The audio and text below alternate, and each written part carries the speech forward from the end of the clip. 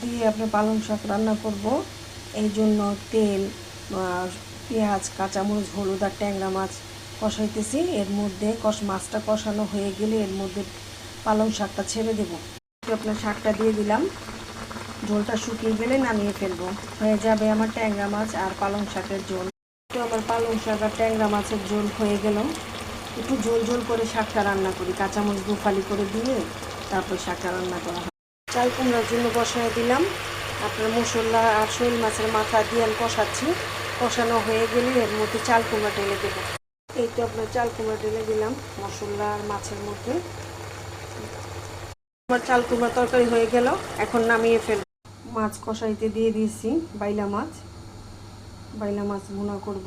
বাইলা মাছের ভুনা বসায় দিলাম। পেঁয়াজ ভাজা হয়ে যাচ্ছে, এখন মশলাটা দিয়ে দেব। এই তো আমার বাইলা মাছের তরকারি প্রায় শেষের দিকে। মশলা কষাইছি। কষানোর পরে হলো আপনার পানি দিলাম, কাঁচামরিচ আর টমেটো দিয়ে দিলাম। ঝোলটা শুকালে আবার মাছটা দিয়ে নামিয়ে ফেলবো। এই তো আমার বাইলা মাছ ভুনা হয়ে গেল, এখন নামিয়ে ফেলবো। চাম দিয়ে আজকে ভুনা ডাল রান্না করব।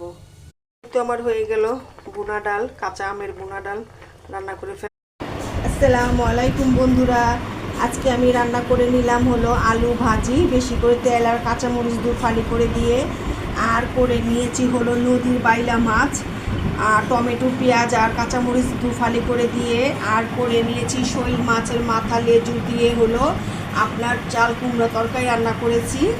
আর করেছি হলো পালং শাক ট্যাংরা মাছ দিয়ে কাঁচামরিচ ফালি করে দিয়ে হলুদ দিয়ে একটু সামান্য ঝোল ঝোল রাখা অবস্থায় রেখেছি, মাখা অবস্থায়। এভাবেই আমরা এই পালং শাকটা খাই। আর করে নিয়েছি হলো ভুনা ডাল কাঁচা আম দিয়ে আর আস্ত কাঁচামরিচ দিয়ে। এই তো ছিল আজকের আমার আয়োজন। যদি ভালো লাগে তাহলে লাইক, কমেন্ট, শেয়ার প্লিজ। আলহামদুলিল্লাহ, খোদা হাফেজ।